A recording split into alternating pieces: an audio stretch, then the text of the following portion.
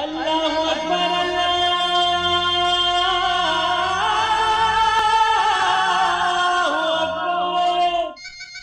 اللہ اکبر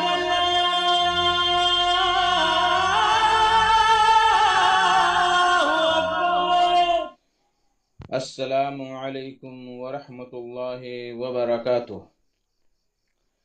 الحمد للہ رب العالمین والصلاة والسلام علی اشرف الانبیاء والمرسلین نبینا محمد وعلی آلہ وصحبہ اجمعین، اما بعد۔ میرے دوستو، بزرگوں، اسلامی بھائیوں اور بہنوں، سامعین و سامعات کرام، آج بتاریخ 21 ذی قعدہ 1441 ہجری، 13 جولائی 2020 عیسوی، 29 گتے آষاڑھ 2077 بکرمی، سوموار کا دن اہل حدیث ہیں ہم، یہ عزم ہے ہمارا، جو ہر روز junk Nandini FM 95.5 mega hertz پر 1:30 بجے سے 2:15 بجے تک پیش کیا جاتا ہے۔ آج بھی آپ انشاءاللہ تعالی تلاوت قرآن مجید، اس کے بعد ایک نظم، اس کے بعد ایک بہت ہی اہم اور بزرگ شخصیت کا خطاب سماعت فرمائیں گے۔ تو لیجئے سب سے پہلے ہم اور آپ مل کر تلاوت قرآن مجید سن لیتے ہیں۔ اعوذ باللہ من الشیطان الرجیم، بسم اللہ الرحمن الرحیم۔ قول معروف ومغفرة خير من صدقة يتبعها أذى والله غني حليم۔ يا أيها الذين آمنوا لا تبطلوا صدقاتكم بالمن والأذى كالذي ينفق ماله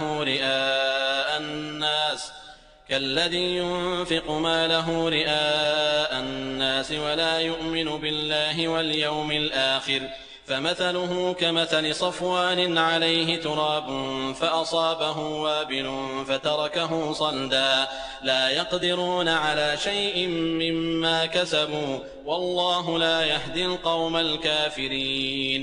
ومثل الذين ينفقون أموالهم ابتغاء مرضات الله وتثبيتا من أنفسهم كمثل جنة بربوة أصابها وابل فآتت أكلها ضعفين، فإن لم يصبها وابل فطل والله بما تعملون بصير۔ اللہ اکبر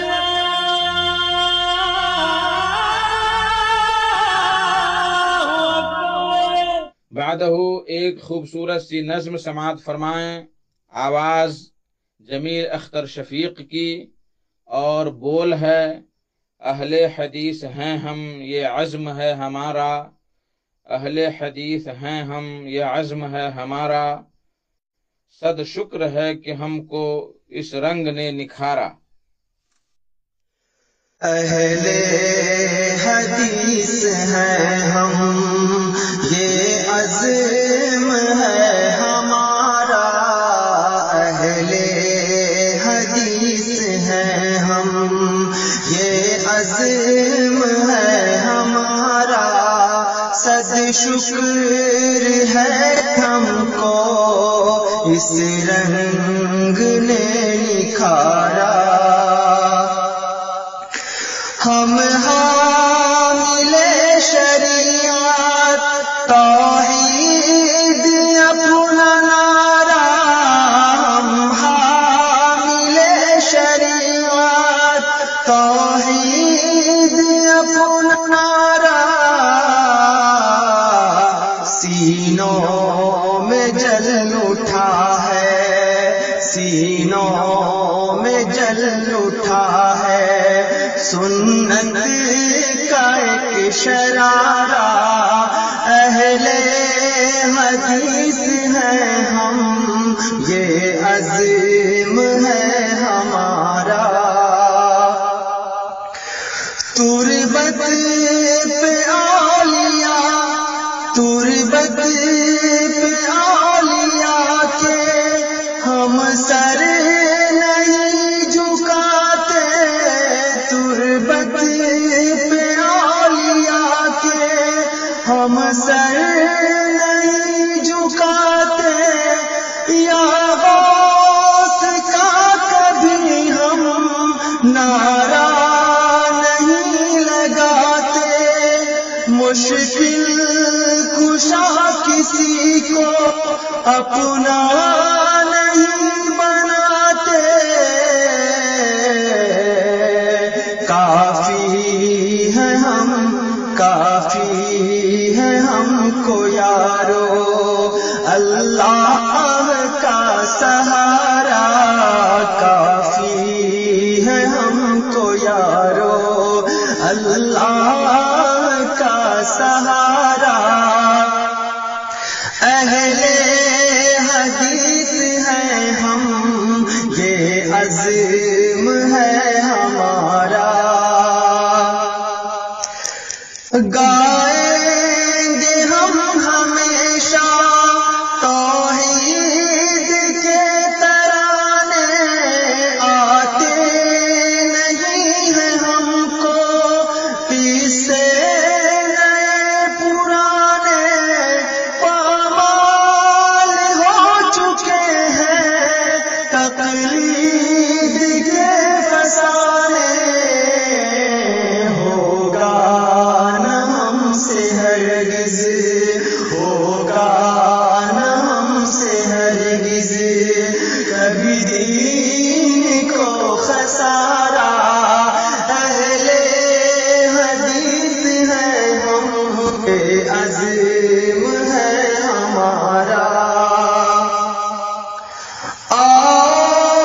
پڑھے پڑھائیں ہم مسلم و بخاری، خود ساختہ روایت ہوتی ہے ہم کو باقی، لیکن صحیح حدیثیں لگتی ہے ہم کو پیاری، سنت کی پیروی میں، سنت کی پیروی میں کر لیں گے ہم گزارا، اہل حدیث ہیں ہم، یہ عزم ہے ہمارا، اہل حدیث ہیں ہم، یہ عزم ہے ہمارا، صد شکر ہے کہ ہم کو اس رنگ نے نکھارا۔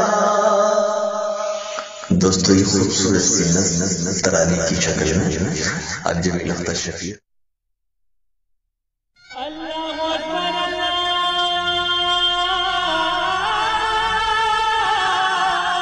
اکبر۔ میرے محترم ساتھیوں، بزرگوں، دوستو، بڑے دکھ کے ساتھ اور آنکھیں نمناک ہیں اور قلب غمگین ہیں، لیکن اللہ تبارک و تعالی کی قضا اور قدر پر سب کو ایمان لانا ہے۔ ہمارے درمیان سے حضرت العلام مفسر قرآن محدث عصر فضیلت الشیخ صلاح الدین یوسف صاحب انتقال فرما چکے ہیں۔ آج انہی کا خطاب ہے۔ ان کے بارے میں یہ کہنا چاہ رہا ہوں کہ ایک نایاب شخصیت، نابغہ روزگار، مفسر قرآن، محدث عصر، درجنوں بیش بہا کتابوں کے مؤلف، تفسیر احسن بیان کے مؤلف، سلف کے یادگار حضرت العلامہ ونصلي على رسوله الكريم أما بعد أعوذ بالله من الشيطان الرجيم بسم الله ان کا انتقال ہوا، جو جماعت اہل حدیث کے لیے ایک بہت بڑا سانحہ ہے۔ اتوار کے دن کی تدفین عمل میں آئی۔ اللہ تعالیٰ سے دعا ہے کہ اللہ تعالیٰ ان کو غریق رحمت کرے، ان کی خدمات قبول فرمائے اور ان کی بشری لغزشوں کو معاف فرما کر جنت الفردوس میں اعلیٰ مقام عطا فرمائیں۔ ان کی چند قیمتی کتابوں کے نام اس طرح ہیں: تفسیر احسن البیان، شرح ریاض الصالحین، خلافت و ملوکیت کی شرعی حیثیت، اور اس کے علاوہ درجنوں کتابیں جو طلاب اور علماء کرام کے لیے مطالعہ کرنا بہت ہی مفید ثابت ہوگا۔ عوام الناس بھی اس سے مستفید ہوں گے اور یہ سمجھیں گے کہ ایک بزرگ عالم اتنی عمر کو پہنچ گئے لیکن پھر بھی دین کی خدمت میں بہت ہی آگے رہتے تھے۔ ان کا موضوع ہے اہل حدیث کا تعارف۔ اہل حدیث کے بارے میں کیا کیا لوگ پروپیگنڈا پھیلاتے ہیں، اس کی حقیقت آپ کے سامنے وہ بیان کریں گے۔ لیکن ایک لفظ آپ سن لیں کہ اہل حدیث کے دو ہی اصول، اہل حدیث کے دو ہی اصول، اطیعوا اللہ و اطیعوا الرسول۔ میرے بھائیو دوستو، قرآن اور حدیث اہل حدیث کا نصب العین ہے، لیکن جب تک ہم قرآن اور حدیث کو سلف صالحین کے مذہب کے مطابق نہیں سمجھیں گے، ان کے منہج کے مطابق ہم نہیں سمجھیں گے، اس وقت تک ہم راہ راست پر نہیں آ سکتے ہیں۔ وہ لوگ گمراہ ہو گئے جو قرآن و حدیث میں اپنی عقل اور اپنے اٹکل پچو سے کام لیا، وہ لوگ راہ راست سے نکل گئے۔ تو لیجئے میں فضیلت الشیخ صلاح الدین یوسف رحمہ اللہ کا خطاب آپ کے سامنے پیش کر رہا ہوں، تو لیجئے سماعت فرمائیں اہل حدیث کا تعارف۔ ونصلي على رسوله الكريم أما بعد أعوذ بالله من الشيطان الرجيم بسم الله الرحمن الرحيم وأن هذا صراطي مستقيما فاتبعوه ولا تتبعوا السبل وتفرق بكم عن سبيله ذلكم وصاكم به لعلكم تتقون۔ اللہ تبارک و تعالی نے پیغمبر کی زبان مبارک سے یہ الفاظ ادا کروائے، وَأَنَّ هَذَا صِرَاطِي مُسْتَقِيمًا، یقیناً یہ میرا راستہ سیدھا ہے، فَاتَّبِعُوهُ، تم اس کی پیروی کرو، وَلَا تَتَّبِعُوا السُّبُلَ، اور اس میرے راستے کو چھوڑ کر دوسرے راستوں کی پیروی مت کرو، فَتَفَرَّقَ بِكُمْ عَنْ سَبِيلِهِ، اگر تم دوسرے راستوں کی پیروی کرو گے تو میرے اس راستے سے جو سیدھا راستہ ہے اللہ کا بتایا ہوا، اس سے تم جدا ہو جاؤ گے، الگ الگ ہو جاؤ گے۔ ذالکم وصاکم بہ، یہ وہ چیز ہے جس کی اللہ تعالیٰ تمہیں تاکید فرماتا ہے تاکہ تم متقی اور پرہیزگار بن جاؤ، تم جہنم کی آگ سے بچ جاؤ۔ قرآن مجید کی اس آیت کی تفسیر میں حدیث میں وضاحت آتی ہے کہ رسول اللہ صلی اللہ علیہ وسلم نے ایک سیدھا خط کھینچا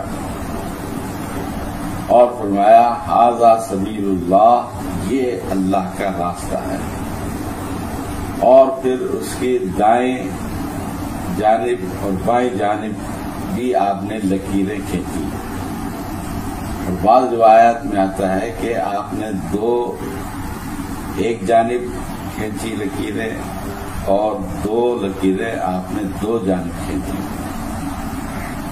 اور ان خطوط کے بارے میں، ان لکیروں کے بارے میں آپ نے فرمایا یہ اس سبیل اللہ سے ہٹ کر یہ راستے ہیں، اور یہ وہ راستے ہیں کہ ان میں سے ہر ایک راستے پر شیطان بیٹھا ہوا ہے جو اپنی طرف لوگوں کو بلاتا ہے۔ اور پھر قرآن مجید کی اسی آیت کی آپ نے تلاوت سنائی کہ یہ میرا سیدھا راستہ ہے، اسی کی تم پیروی کرو اور اس راستے سے ادھر ادھر دوسرے راستوں کی طرف انحراف مت کرو۔ تو اس سے معلوم ہوا کہ حق کا راستہ اور پیغمبر کا راستہ اور اللہ کا بتلایا ہوا وہ راستہ جس کی طرف رہنمائی اللہ نے اپنے پیغمبر کی وہ صرف ایک ہی راستہ ہے، 2 یا 3 یا 4 یا 5 نہیں ہے، اور یہ ہو بھی نہیں سکتا کہ حق کے علاوہ دوسرے راستے وہ بھی حق ہوں۔ قرآن تو کہتا ہے فَمَاذَا بَعْدَ الْحَقِّ إِلَّا الضَّلَالُ، کہ حق ایک ہے اور اس کے بعد جتنے بھی راستے ہیں، جتنے بھی طریقے ہیں، جتنی بھی چیزیں ہیں وہ سب گمراہی ہیں۔ تو حق ایک ہی ہو سکتا ہے، متعدد نہیں ہو سکتے، اور اسی طریقے سے سیدھا راستہ بھی ایک ہی ہے، 2 3 یا 4 نہیں ہو سکتے۔ اب یہ سیدھا راستہ کون سا ہے؟ تو یہ قرآن کریم کی اس آیت سے بھی رہنمائی مل جاتی ہے کہ یہ وہ راستہ ہے جو پیغمبر نے اختیار فرمایا اور جس کی طرف رسول اللہ صلی اللہ علیہ وسلم نے اپنی امت کو اس طرف بلایا، اور وہ راستہ صرف قرآن اور حدیث کی پیروی کرنے والا راستہ ہے۔ اور یہ قرآن و حدیث کی پیروی کس طرح کرنی ہے؟ قرآن و حدیث کی پیروی اس طرح کرنی ہے جس طرح عہد رسالت میں صحابہ کرام رضوان اللہ تعالی علیہم اجمعین نے کی، اور رسول اللہ صلی اللہ علیہ وسلم کی وفات کے بعد بھی وہ اسی راستے پر گامزن رہے جس راستے پر اللہ کے رسول ان کو چھوڑ کر گئے۔ اس کا مطلب یہ ہوا کہ قرآن و حدیث کو اس طریقے سے ماننا ہے جس طریقے سے صحابہ کرام نے مانا ہے، اور جس راستے کو صحابہ کرام نے اختیار کیا ہے۔ تو اسلاف کے منہج سے ہٹ کر، صحابہ کرام کے منہج سے ہٹ کر اگر کوئی قرآن کی یا حدیث کی ایک دوسری تعبیر کرتا ہے تو وہ قرآن و حدیث کی صحیح تعبیر نہیں ہوگی، اور اس کو ہم قرآن و حدیث پر چلنے والا نہیں کہیں گے۔ اس لیے کہ قرآن و حدیث پر چلنے کا دعویٰ ہر فرقہ کرتا ہے، حتیٰ کہ جو قرآن و حدیث سے بہت ہی دور ہیں وہ بھی کہتے ہیں کہ ہم قرآن و حدیث کو مانتے ہیں۔ حتیٰ کہ پچھلے دنوں لاہور میں شیعوں نے ایک کانفرنس کی، اس کانفرنس کا نام ہی انہوں نے رکھا تھا قرآن و سنت کانفرنس، اور پھر انہوں نے اس کانفرنس میں یہ مطالبہ کیا کہ قرآن و سنت کو نافذ کیا جائے۔ اس سے پہلے تو وہ فقہ جعفری کے نفاذ کا مطالبہ کرتے تھے، لیکن پاکستان کی تاریخ میں یہ پہلی مرتبہ ہوا کہ ابھی چند مہینے پہلے وہاں مینار پاکستان میں کانفرنس انہوں نے کی، اس کا نام بھی قرآن و سنت کانفرنس رکھا گیا، اور اس کانفرنس میں مطالبہ بھی یہ کیا کہ قرآن و سنت کو نافذ کیا جائے۔ اب اگر یہ وہ سچے دل سے یہ مطالبہ کریں اور قرآن و سنت کے ماننے کا جو تقاضا ہے ان کو صحیح معنوں میں سمجھیں اور ان پر عمل کریں، تو پھر تو اختلافات کی خلیج بہت حد تک کم ہو سکتی ہے۔ لیکن مسئلہ یہ ہے کہ نام قرآن و سنت کا سارے ہی لیتے ہیں، لیکن قرآن و سنت کو اس طرح ماننا جس طرح صحابہ کرام نے مانا ہے اور عہد رسالت میں اس طریقے پر عمل کیا گیا ہے، وہ طریقہ صرف وہی ہے جس کو اہل حدیث نے اختیار کیا ہے۔ وہ قرآن اور حدیث کے اس منہج سے، اس تعبیر سے جو صحابہ کرام نے سمجھا، صحابہ کرام نے اختیار کیا، اہل حدیث اس سے انحراف کرنے کو جائز نہیں سمجھتے۔ اس لیے صرف اہل حدیث ہی قرآن و حدیث پر عمل کرنے والے ہیں، چاہے دوسرے لوگ اپنی زبان سے بے شک دعوے کرتے رہیں کہ ہم بھی قرآن و حدیث کو ماننے والے ہیں، لیکن ان کا دعویٰ اس لیے قابل قبول نہیں ہو سکتا، اور ہر ذی شعور آدمی اس بات کو سمجھ سکتا ہے کہ وہ اپنے اس دعوے میں سچے نہیں ہیں، اس لیے کہ انہوں نے تو راستہ ہی صحابہ کرام کے منہج سے یکسر مختلف منہج اور راستہ اختیار کیا ہوا ہے۔ اب مثال کے طور پر تقلید کا مسئلہ ہے، اب صحابہ کرام کے زمانے میں تقلید کا کوئی رواج نہیں تھا، لیکن انہوں نے تقلید کو فرض و واجب کا درجہ دے رکھا ہے، حالانکہ فرض و واجب کے لیے کوئی دلیل، شرعی دلیل ہونی چاہیے، کوئی نص ہونی چاہیے۔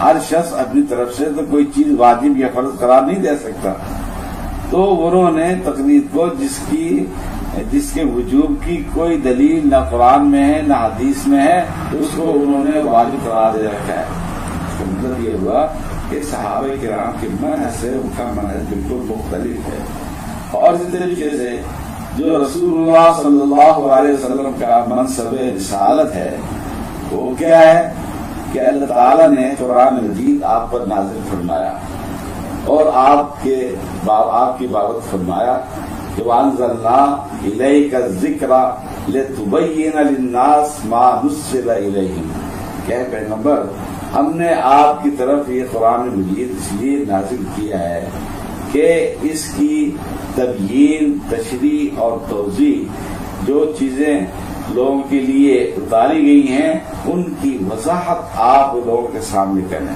لِتُبَيِّنَ لِلنَّاسِ مَا نُزِّلَ إِلَيْهِمْ۔ تو یہ قرآن مجید کی تشریح کرنا، قرآن مجید کی توضیح کرنا اور قرآن مجید کے مجمل احکام کی تفصیل بیان کرنا، یہ اللہ کے رسول کا وہ منصب ہے جو اللہ تعالیٰ نے اپنے پیغمبر کو عطا فرمایا، اور یہ منصب اس لیے اللہ تعالیٰ نے قرآن مجید کی تشریح و توضیح کا عطا فرمایا اپنے پیغمبر کو کہ اس کے بغیر قرآن مجید پر عمل ہو ہی نہیں سکتا تھا۔ قرآن مجید کے جو اجمالی احکام ہیں، نماز پڑھو، روزہ رکھو، حج کرو، عمرہ کرو، تو اس کی تفصیلات تو حدیث میں نہیں ملتی، تو ان اجمالی احکامات کی پوری تفصیل رسول اللہ صلی اللہ علیہ وسلم نے اپنے عمل سے واضح فرمائی یا اپنے فرامین کے ذریعے سے واضح فرمائی۔ تو قرآن پر عمل اسی روشنی میں کیا جائے گا جس کی تشریح اور توضیح یا اس کے مطابق عمل اللہ کے رسول نے کیا ہے۔ بس اللہ کے رسول کی تشریح اور توضیح کو یا اللہ کے رسول کے عمل کو نظر انداز کر کے یہ کہنا کہ ہم قرآن پر عمل کرتے ہیں، یہ قرآن پر عمل نہیں سمجھا جائے گا، اور اہل حدیث کے علاوہ اس انداز سے قرآن پر کسی نے بھی عمل نہیں کیا۔ مثال کے طور پر ہمارے برادران احناف ہیں، نماز کتنا اہم مسئلہ ہے۔ اب قرآن نے حکم دیا ہے نماز پڑھو، تو اب ہم نے دیکھنا ہے کہ نماز پڑھنی کس طرح ہے۔ تو رسول اللہ صلی اللہ علیہ وسلم نے جس طرح نماز پڑھی ہے تعدیل ارکان کے ساتھ، تعدیل ارکان کا مطلب ہوتا ہے کہ نماز کے ہر رکن کو اطمینان کے ساتھ ادا کرنا، قیام بھی اطمینان کے ساتھ کرنا، رکوع بھی اطمینان کے ساتھ کرنا، رکوع کے بعد قوما کھڑے ہونا، وہ بھی اطمینان کے ساتھ کھڑے ہو کر دعائیں پڑھنا، پھر سجدہ کرنا اطمینان کے ساتھ، پھر سجدہ کر کے بیٹھ جانا اور دعا پڑھنا، پھر اس کے بعد دوسرا سجدہ کرنا اطمینان کے ساتھ۔ یہ سارے کام رسول اللہ صلی اللہ علیہ وسلم نے نہایت اطمینان کے ساتھ نماز پڑھ کر اپنی امت کو بتلایا کہ یہ ہے نماز کا صحیح طریقہ۔ یہی وجہ ہے کہ رسول اللہ صلی اللہ علیہ وسلم کے زمانے میں ایک صحابی آیا، آپ مسجد نبوی میں تشریف فرما تھے، نماز ہو چکی تھی، اس نے آ کر اپنے طور پر نماز پڑھی، اور نماز پڑھ کر جب فارغ ہو کر جانے لگا تو رسول اللہ صلی اللہ علیہ وسلم کی خدمت میں حاضر ہو کر اس نے سلام عرض کیا، آپ نے سلام کا جواب دے کر فرمایا ارجع فصلی فإنک لم تصلی، کہ جا دوبارہ نماز پڑھ، تو نے نماز نہیں پڑھی۔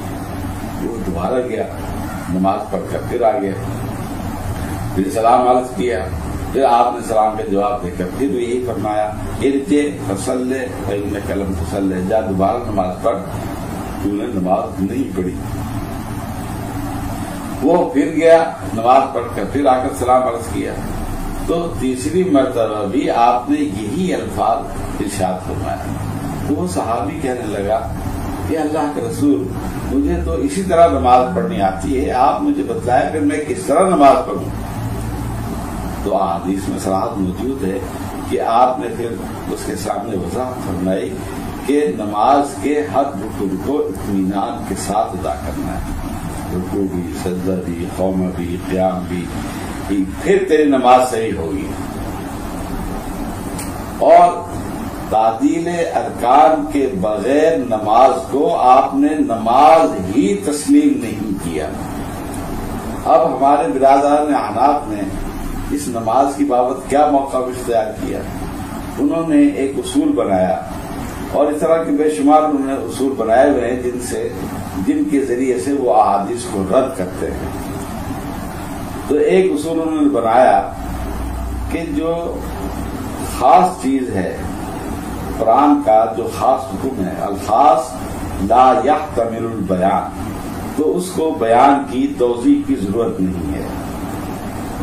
مثال طور پر اللہ تعالیٰ نے کہا ہے رکوع کرو اور سجدہ کرو، یہ فقہ میں مثال دی انہوں نے اس اصول کے تحت۔ قرآن کہتا ہے رکوع کرو اور سجدہ کرو، اب رکوع کس چیز کا نام ہے اور سجدہ کس چیز کا نام ہے؟ وہ کہتے ہیں رکوع کا مطلب ہے الانحناء، جھک جانا، اور سجدے کا مطلب ہے، سجدے کا نام ہے وضع الجبہۃ علی الارض، پیشانی کا زمین پر رکھ دینا۔ تو رکوع کا معنی ہے جھکنا اور سجدے کا معنی ہے پیشانی زمین پر رکھ دینا۔ تو اگر ایک شخص نماز پڑھتا ہے اور وہ رکوع اس طرح کرتا ہے کہ جھکتے ہی فوراً سر اٹھا لیتا ہے، تو وہ کہتے ہیں کہ رکوع ہو گیا، اور اس طریقے سے زمین پر اپنی پیشانی ٹکاتے ہی اٹھا لیتا ہے تو یہ سجدہ ہو گیا۔ اب اہل حدیث کہتے ہیں کہ یہ تو غلط ہے، اس طرح تو نہ رکوع ہوتا ہے نہ سجدہ ہوتا ہے۔ کیوں کہ اللہ کے رسول نے اس طرح نہیں کیا، اللہ کے رسول نے تو اطمینان کے ساتھ رکوع بھی کیا ہے، اطمینان کے ساتھ سجدہ بھی کیا ہے۔ تو نماز تو وہی ہے جو رسول اللہ صلی اللہ علیہ وسلم کے بتلائے ہوئے طریقے کے مطابق یا آپ کے اختیار کردہ طریقے کے مطابق پڑھی جائے گی۔ تو وہ کہتے ہیں کہ نہیں، قرآن نے تو صرف کہا کہ رکوع کرو اور سجدہ کرو، تو اس کو مزید وضاحت کی ضرورت نہیں ہے۔ اللہ کا یہ حکم جو ہے یہ خاص حکم ہے، اور اس کا لغوی معنی جو ہے جھک جانا ہے، زمین پر پیشانی رکھ دینا ہے۔ اب اس میں یہ کہنا کہ اطمینان کے ساتھ رکوع کیا جائے، اطمینان کے ساتھ سجدہ کیا جائے، تو وہ کہتے ہیں نعوذ باللہ یہ قرآن کریم پر زیادتی ہے۔ یعنی قرآن کی عظمت کے نام پر حدیث رسول کا انکار کر کے انہوں نے نماز کا بیڑا غرق کر دیا ہے۔ یہی وجہ ہے کہ آپ دیکھیں کہ وہ لوگ کس طرح نمازیں پڑھتے ہیں، وہ اٹھک بیٹھک کے انداز میں نمازیں پڑھتے ہیں۔ تو یہ فقہائے احناف کی فقہی منشگافیوں کا نتیجہ ہے، جس کی وجہ سے یہ نماز کا بیڑا غرق ہوا ہے۔ نماز جیسے اہم فریضے کو جس طرح رسول اللہ علیہ وسلم نے پڑھا ہے اور صحابہ کرام نے پڑھا ہے، یہ آج کل سوائے اہل حدیث مساجد کے کسی جگہ بھی آپ کو نماز اس طریقے سے پڑھتا ہوا کوئی نظر نہیں آئے گا۔ تو انہوں نے گویا قرآن کریم کا نام لے کر حدیث رسول کا اور رسول صلی اللہ علیہ وسلم کے عمل کا انکار کر دیا، اور کہا کہ اطمینان کو ضروری قرار دینا نماز کے لیے یہ قرآن کریم پر زیادتی ہے، اس لیے یہ ہم زیادتی قرآن کریم پر نہیں کرنے دیں گے۔ اس کا نام قرآن کریم پر زیادتی رکھا ہے، حالانکہ یہ قرآن کریم پر زیادتی نہیں ہے، یہ قرآن کریم کی وہ توضیح و تشریح ہے جس جو منصب اللہ تعالیٰ نے آپ کو عطا فرمایا۔ وَأَنزَلْنَا إِلَيْكَ الذِّكْرَ لِتُبَيِّنَ لِلنَّاسِ مَا نُزِّلَ إِلَيْهِمْ، یہ قرآن مجید کی تشریح ہے، توضیح ہے کہ نماز کا حکم جو اللہ نے دیا ہے قرآن مجید میں، تو یہ نماز کس طرح پڑھنی ہے۔ تو جس طرح اللہ کے رسول نے نماز کی بابت دوسری چیزیں بیان فرمائی ہیں کہ دن میں 5 مرتبہ نماز پڑھنی ہے، اور فجر میں اتنی رکعتیں پڑھنی ہیں، ظہر میں اتنی پڑھنی ہے، عصر میں اتنی پڑھنی ہے، مغرب میں اتنی پڑھنی ہے، عشاء میں اتنی پڑھنی ہے، اور ان میں یہ چیزیں پڑھنی ہیں، تو یہ ساری تفصیلات جس طرح اللہ کے رسول نے بیان فرمائی ہیں، تو اسی طریقے سے نماز پڑھنے کا بھی جو طریقہ اللہ کے پیغمبر نے اختیار کیا ہے، اور نماز پڑھنے کے لیے اطمینان اور اعتدال کو جس طرح آپ نے اپنے قول کے ذریعے سے بھی ضروری قرار دیا ہے، عمل کے ذریعے سے بھی اور اپنے فرامین کے ذریعے سے بھی، تو یہ قرآن پر زیادتی نہیں ہے، یہ قرآن کی وہ توضیح اور تشریح ہے جو اللہ تعالیٰ نے آپ کے ذمے لگائی تھی۔ تو یہ اس کا مطلب یہ ہوا کہ قرآن کو ماننے کا وہ دعویٰ تو انہوں نے کیا، لیکن قرآن کو اس طرح انہوں نے مانا نہیں۔ حدیث رسول کو ماننے کا دعویٰ کیا، لیکن اس طرح انہوں نے مانا نہیں جس طرح کے ماننے کا حق ہے، اور یہ حق صرف اہل حدیث ادا کرتے ہیں۔ تو اہل حدیث نے کہا کہ جب قرآن نے کہا رکوع کرو سجدہ کرو، تو اب ہم نے رکوع اور سجدہ کس طرح کرنا ہے؟ ہم نے اللہ کے پیغمبر کو دیکھنا ہے، اللہ کے پیغمبر کے طریقے کو دیکھنا ہے، اللہ کے پیغمبر کے فرامین کو دیکھنا ہے کہ آپ نے اس کی کیا توضیح فرمائی ہے کہ رکوع کس طرح کرنا ہے، سجدہ کس طرح کرنا ہے۔ تو جب تک اس طرح رکوع نہیں ہوگا اطمینان کے ساتھ، جب تک اس طرح سجدہ نہیں ہوگا اطمینان کے ساتھ جس طرح کہ اللہ کے رسول نے کیا ہے، یا اس کی بابت آپ نے تاکید فرمائی ہے، اس وقت تک نہ رکوع صحیح ہوگا، نہ سجدہ صحیح ہوگا، نہ نماز صحیح ہوگی۔ اسی طریقے سے قرآن مجید کی آیت ہے، قرآن مجید کے نزول کی بابت اللہ نے فرمایا، قل بفضل اللہ وبرحمتہ فبذالک فلیفرحوا، کہ تم اللہ تعالیٰ کے فضل اور اس کی رحمت کے ساتھ خوش ہو جاؤ، فلیفرحوا هو خیر مما یجمعون، یہ ان تمام چیزوں سے بہتر ہے جو تم جمع کرتے ہو، یعنی دنیا کا مال دولت جو جمع کرتے ہو، تو اس کے مقابلے میں اللہ تبارک و تعالیٰ نے یہ قرآن مجید جو تم پر نازل کیا ہے، یہ اللہ کا فضل ہے، اللہ کی رحمت ہے، اس پر تم خوش ہو جاؤ۔ اب یہ ایک تو قرآن مجید کے نزول کے بارے میں ہے، اور دوسرا یہ ہے کہ خوش ہونے کا مطلب یہی ہے کہ تم اس نعمت کا حق ادا کرنے کی کوشش کرو۔ اس پر خوشی کرنے کا مطلب یہی ہے، خوشی کرنے کا یہ مطلب تو نہیں ہے کہ جھنڈیاں لگاؤ، گلی کوچوں کو سجاؤ، بگڑے جلوس پر ڈالو اور اس طرح دھوم دھام کرو، تو یہ خوش ہونے کا یہ مطلب تو نہیں ہے۔ لیکن ہمارے بریلوی حضرات نے اس سے ایک تو ایک نزول قرآن کے سلسلے میں نازل آئی، اور اس کو انہوں نے میلاد پر چشمہ کر دیا۔ دیکھو اللہ تعالیٰ کہتا ہے کہ تو رسول صلی اللہ علیہ وسلم کی ولادت یہ بھی اللہ کی رحمت ہے، یہ بھی اللہ کا فضل ہے، تو اللہ تعالیٰ کہتا ہے تم خوشیاں مناؤ، حالانکہ خوشی منانا یہ ترجمہ غلط ہے۔ اللہ تعالیٰ کہتا ہے خوش ہو جاؤ، قرآن کریم جیسی نعمت اللہ نے تمہیں عطا کی ہے اس پر تم خوش ہو جاؤ۔ تو اس کا ایک تو وہ ولادت پر اس کو چشمہ کرتے ہیں، اور پھر اس کا ترجمہ مفہوم بھی غلط بیان کرتے ہیں، اور اس کی تشریح اور توضیح بھی ساری من گھڑت جشن میلاد کے نام پر جو ہاؤ ہو کرتے ہیں، وہ سب اس قرآن کریم کی اس آیت سے وہ کشید کرتے ہیں۔ اب یہ سوچئے کہ قرآن مجید کی یہ آیت اللہ کے رسول پر نازل ہوئی تھی، اور صحابہ کرام رضوان اللہ تعالی علیہ مجمعین کی موجودگی میں نازل ہوئی تھی، لیکن نہ اللہ کے پیغمبر کو یہ معلوم ہوا کہ اس آیت میں تو میری ولادت کی خوشی منانے کا ذکر ہے، اور نہ صحابہ کرام کو اس بات کا اندازہ ہوا کہ قرآن مجید کی اس آیت میں تو اس بات کا حکم دیا گیا ہے کہ تم نبی صلی اللہ علیہ وسلم کی ولادت پر خوشیاں مناؤ، جلوس نکالو، بھنگڑے ڈالو، چراغاں کرو۔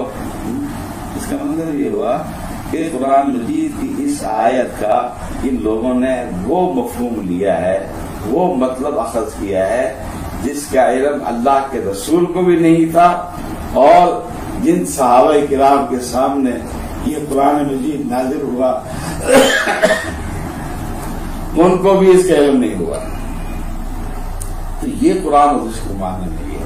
اہل حدیث کا منہج یہی ہے کہ قرآن اور حدیث کو اس طرح ماننا ہے جس طرح اللہ کے رسول نے مانا ہے اور صحابہ کرام نے اس کے مطابق عمل کر کے دکھلایا ہے. تو صحابہ کرام نے قرآن مجید کی اس آیت کے باوجود کوئی میلاد کا جشن نہیں منایا، نہ اس آیت سے انہوں نے اس پر استدلال ہی کیا، کیونکہ قرآن مجید کی اس آیت کا نبی صلی اللہ علیہ وسلم کی ولادت سے کوئی تعلق ہی نہیں ہے. تو کہنے کا مقصد یہ ہے کہ قرآن و حدیث کو اس طرح ماننا ہے جس طرح صحابہ کرام نے مانا ہے. اس منہج سے ہٹ کر اگر کوئی قرآن کی یا حدیث کی کوئی تعبیر کرے گا تو وہ تعبیر سراسر گمراہی ہوگی. حق وہی ہے جو جس طرح اللہ کے رسول نے اس کی بابت وضاحت فرمائی ہے اور صحابہ کرام رضوان اللہ تعالی علیہ مجمعین نے اس پر عمل کیا ہے. اس کی ایک اور مثال آپ دیکھیے کہ صحابہ کرام رضوان اللہ تعالی علیہ مجمعین کے دور میں ایک مسجد میں کچھ لوگ جمع ہو کر ایک حلقہ بنا کر اللہ کا ذکر کر رہے تھے. ان میں ایک شخص وہ جو حلقے کے لوگ تھے ان کو کہتا کہ بھئی تم 100 مرتبہ سبحان اللہ کہو. وہ 100 مرتبہ سبحان اللہ کہتے. وہ کہتا 100 مرتبہ الحمدللہ کہو. وہ 100 مرتبہ الحمدللہ کہتے. وہ کہتا 100 مرتبہ اللہ اکبر کہو. وہ 100 مرتبہ اللہ اکبر کہتے. یعنی اجتماعی طور پر حلقہ ذکر قائم کر کے. اب یہ طریقہ ظاہر بات ہے بالکل نیا طریقہ تھا. ایک صحابی کا ادھر سے گزر ہوا تو انہوں نے دیکھا کہ یہ عجیب منظر ہے. رسول اللہ صلی اللہ علیہ وسلم کے زمانے میں تو ہم نے کبھی اس طرح اجتماعی ذکر نہیں کیا، اس طرح حلقہ بنا کے ذکر نہیں کیا، اور ایک شخص کے کہنے پر اس طرح اجتماعی طور پر اللہ کا ذکر نہیں کیا. تو ان کو یہ طریقہ بڑا عجیب سا لگا کہ یہ عجیب طریقہ انہوں نے ایجاد کیا. وہ ایک دوسرے صحابی کے پاس گئے اور ان سے جا کر کہا کہ آپ ذرا میرے ساتھ چل کر مسجد میں آئیں اور وہاں دیکھیں کہ وہاں کیا منظر اللہ کے ذکر کے لیے لوگوں نے قائم کیا ہوا ہے. چنانچہ وہ دوسرے صحابی ان کے ساتھ وہاں مسجد میں آئے.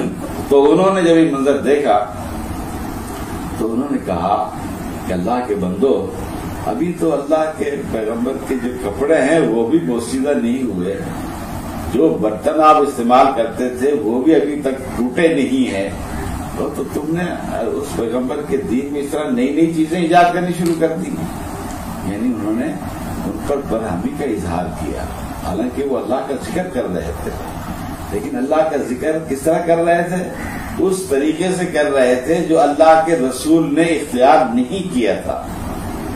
تو اس کو انہوں نے بدعت سے تعبیر کیا اور اس پر برہمی کا اظہار کیا. تو کہنے کا مقصد یہ ہے کہ اہل حدیث کا منہج یہ ہے کہ اللہ رسول کے احکامات سے اور اللہ رسول کے عمل سے، اللہ رسول کے واضح احکامات سے کسی طریقے سے بھی انحراف نہیں ہونا چاہیے، اور اس کے لیے صحابہ کرام کے منہج کو، طریقے کو سامنے رکھنا چاہیے کہ صحابہ کرام نے ان آیات کا کیا مفہوم سمجھا اور ان کو کس طرح عمل میں لائے، اور اللہ کے رسول کی بتلائی باتوں پر انہوں نے کس طرح عمل کیا. تو قرآن میں بھی حالانکہ ذکر ہے کہ تم کثرت سے اللہ کا ذکر کرو. یا ایھا الذین آمنوا اذکروا اللہ ذکرا کثیرا وسبحوہ بکرۃ واصیلا. تو اللہ تعالیٰ نے بھی اہل ایمان کو کثرت کے ساتھ اپنا ذکر کرنے کا حکم دیا ہے، اور اللہ کے رسول نے بھی ان چیزوں کی تاکید فرمائی ہے اور فضائل بھی بیان فرمایا ذکر کے. لیکن اس کے باوجود چونکہ اللہ کے رسول نے اس طرح جو بعد کے لوگوں نے اجتماعی ذکر کے طریقے ایجاد کیے، اللہ کے رسول نے وہ اختیار نہیں فرمایا، اور اللہ کے رسول کے زمانے میں صحابہ کرام نے بھی ایسے طریقوں کو اختیار نہیں کیا. تو باوجود اس بات کے کہ یہ لوگ اللہ کا ذکر ہی کرتے ہیں، لیکن پھر بھی صحابہ نے اس کو بدعت سے تعبیر کیا. اس کا مطلب یہ ہوا کہ صحابہ کرام کے منہج سے ہٹ کر کسی طریقے سے بھی قرآن اور حدیث پر عمل نہیں کیا جا سکتا. وہ لاکھ دعویٰ کریں ہم کہ ہم قرآن حدیث کو مانتے ہیں، لیکن ان کا قرآن حدیث کو ماننا صرف زبان کی حد تک ہے، عمل کے لحاظ سے وہ قرآن و حدیث کو نہیں مانتے، بلکہ اپنے من مانے طریقے سے قرآن و حدیث پر عمل کرنے کی کوشش کرتے ہیں۔ جب میں نے نماز کی بھی مثال دی کہ جو ہمارے حنفی حضرات نماز پڑھتے ہیں، اب آپ دیکھیں نا، ان میں آپ کو کوئی بھی اطمینان کے ساتھ نماز پڑھنے والا نہیں ملے گا۔ یہ نماز کا بیڑا کر کس نے کیا ہے؟ یہ فقہ حنفی کے جو فقہاء ہیں ان کی فقہی موشگافیوں نے نماز کا بیڑا کر کیا ہے۔ حالانکہ رسول صلی اللہ علیہ وسلم کو نماز بڑے اطمینان کے ساتھ پڑھی، صحابہ کرام بڑے اطمینان کے ساتھ نماز پڑھتے تھے۔ تو اہل حدیث یہی کہتے ہیں کہ قرآن حدیث کو ماننا ہے، لیکن کس طرح ماننا ہے؟ اس طریقے سے ماننا ہے جس طرح صحابہ کرام نے مانا ہے۔ اس منہج سے ہٹ کر قرآن حدیث کو ماننے کا دعویٰ کرنے والا وہ قرآن حدیث کو ماننے والا نہیں سمجھا جائے گا۔ اسی لیے ہم اہل حدیث یہ بھی کہتے ہیں، بعض لوگ لفظ اہل حدیث پر اعتراض کرتے ہیں، سمجھے کہ یہ اہل حدیث نہیں کہلانا چاہیے، اس سے فرقہ واریت کی بو آتی ہے، سمجھے؟ یہ فرقہ واریت کی بو نہیں ہے اس میں، بلکہ یہ تو اصل قرآن و حدیث کی طرف دعوت ہے۔ اس لیے اہل حدیث کا مطلب یہ ہے کہ قرآن و حدیث کو ماننے والا اور قرآن و حدیث کو اس طرح ماننے والا جس طرح صحابہ کرام نے مانا ہے۔ اسی لیے جب دوسرے لوگ بھی کہتے ہیں، ہم کہتے ہیں نا کہ ہم اہل حدیث ہیں، تو کہتے ہیں اہل حدیث تو ہم بھی ہیں۔ ان سے پوچھا جاتا ہے بھائی تم کس طرح اہل حدیث ہو؟ کہتے ہیں پھر قرآن و حدیث کو مانتے ہیں، لیکن اہل حدیث کے قرآن و حدیث کے ماننے میں اور دوسرے لوگوں کے قرآن حدیث کے ماننے میں زمین آسمان کا فرق ہے۔ اہل حدیث قرآن حدیث کو مانتے ہیں صحابہ کرام کے منہاج اور منہج کی روشنی میں، صحابہ کرام کے طریقے کی روشنی میں، جس طرح انہوں نے عمل کیا ہے قرآن حدیث پر اس طرح عمل کرنا ہے، اور وہ اپنے من مانے طریقے سے قرآن حدیث کو مانتے ہیں، اور حدیث رسول کو وہ اہمیت نہیں دیتے، اور صحابہ کرام کے طریقے کو بھی وہ اہمیت نہیں دیتے۔ اس لیے دعوے کی حد تک بے شک وہ کہتے رہے کہ ہم قرآن حدیث کو مانتے ہیں، لیکن قرآن و حدیث کو ماننے والے سوائے اہل حدیث کے اس وقت دنیا میں کوئی نہیں۔ اس لیے اہل حدیث کہلانے میں بھی کوئی شرمندگی محسوس نہیں کرنی چاہیے، بلکہ ہمیں بڑے فخر کے ساتھ یہ اہل حدیث کا لفظ استعمال کرنا چاہیے۔ اسی میں ہمارا امتیاز ہے، ہماری شان ہے، اور ہمارے مسلک کی پوری طرح عکاسی ہے۔ جب ہم کہتے ہیں ہم قرآن حدیث کو مانتے ہیں تو ایک پورا اہل رسالت اور اہل صحابہ کے طریقے اس میں آ جاتے ہیں۔ اب رسول صلی اللہ علیہ وسلم کی قبر مبارک مدینے میں موجود ہے، لیکن صحابہ کرام کے دور میں قطعاً یہ چیز آپ کو نہیں ملے گی کہ صحابہ کرام نے آپ کی قبر مبارک کو غسل دیا ہو، غلاف چڑھایا ہو، عرس منایا ہو، تو آپ کی قبر پر جا کر استغاثہ استمداد کیا ہو، کہیں بھی یہ چیز نظر نہیں آتی۔ اب یہ قرآن حدیث کے ماننے کا دعویٰ کرنے والے یہ اپنے جھوٹے سچے پیروں فقیروں کی قبروں کے ساتھ سارا کچھ کرتے ہیں۔ یہ کون سا اسلام ہے؟ یہ کون سا قرآن حدیث پر عمل کرنا ہوا؟ تو یہ سوائے اہل حدیث کے الحمدللہ قرآن حدیث پر عمل کرنے والے کوئی نہیں ہے۔ اسی میں اہل حدیث کا امتیاز ہے، اسی میں اہل حدیث کی شان ہے، اور یہی مسلک اہل حدیث ہے کہ کسی کو نہیں دیکھنا، کسی امام کو نہیں دیکھنا، کسی دور کے لوگوں کی باتوں کو نہیں دیکھنا، صرف نظر ہماری عہد رسالت پر رہنی ہے، رسول اللہ صلی اللہ علیہ وسلم کے عمل پر رہنی ہے، رسول اللہ صلی اللہ علیہ وسلم کے فرامین پر رہنی ہے، اور اس طریقے پر رہنی ہے جس طریقے کو صحابہ کرام نے اللہ رسول کی باتوں کو ماننے کے لیے اختیار فرمایا۔ یہی مسلک حدیث ہے۔ دوسرے لوگ چونکہ اس سے منحرف ہیں، اور رسول اللہ صلی اللہ علیہ وسلم کی جو حدیث پہلے بتلائی گئی ہے وہ اس سبیل اللہ کا جو ایک راستہ ہے، صراط مستقیم ہے، جس کو اللہ تعالیٰ نے صراط مستقیم سے تعبیر کیا ہے، اور لفظ واحد سے اس کا استعمال کیا ہے کہ کہ ان ھذا صراطی مستقیما، یہ میرا راستہ سیدھا ہے. تو یہ ایک ہی راستے کی بات فرمایا، دوسرے راستے کی نشاندہی نہیں کی. تو راستہ حق کا صرف ایک ہی ہے، اور ایک ہی ہو سکتا ہے. حق ایک ہی ہے، ایک ہی ہو سکتا ہے. نہ صحیح راستے ایک سے زیادہ ہو سکتے ہیں اور نہ حق ایک سے زیادہ ہو سکتا ہے. اور حق اور سیدھا راستہ وہ کیا ہے؟ وہ صراط مستقیم کیا ہے جس کی بابت اللہ کے رسول نے فرمایا ہے، اور اس کو ایک مثال دے کر بھی، خطوط کھینچ کر بھی، لکیریں کھینچ کر بھی آپ اس کو واضح فرمایا.